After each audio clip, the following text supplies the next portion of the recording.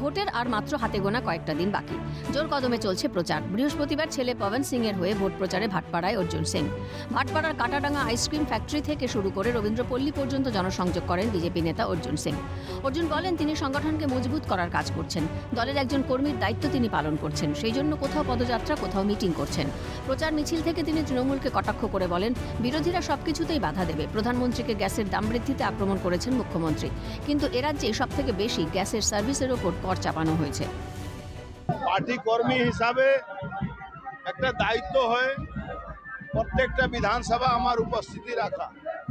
আমি সব জায়গা আমার উপস্থিতি রাখার জন্য কোথাও পদযাত্রা, কোথাও মিটিং, সংগঠনকে মজবুত করা, ভোটের জন্য এই কাজটা করতে হয়, করি।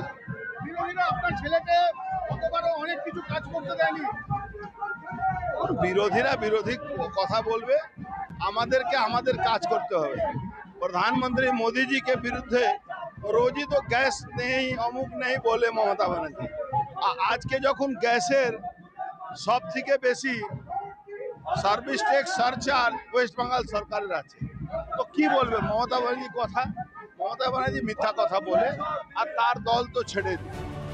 ছেলে পবন সিং ফের একবার জয়যুক্ত হবে তাই মনে করছেন অর্জুন সিং। এদিনের প্রচার মিছিলে ভালো সাড়াও পান। মিছিলে দলীয় কর্মী সমর্থকদের মধ্যে ভালো উৎসাহ দেখা যায়। মিছিলে মহিলাদের উপস্থিতি ছিল চোখে পড়ার মতো। মহিলারা বরণ ডালা সাজিয়ে, মালা পরিয়ে, পুষ্পবৃষ্টির মাধ্যমে স্বাগত জানান অর্জুনকে। তবে জনতা জনার্দনের রায়ের জন্য অপেক্ষা করতে হবে ৪ মে পর্যন্ত। ভাটপাড়া থেকে হিমাদ্রি ভট্টের রিপোর্ট, ক্যালকাটা নিউজ।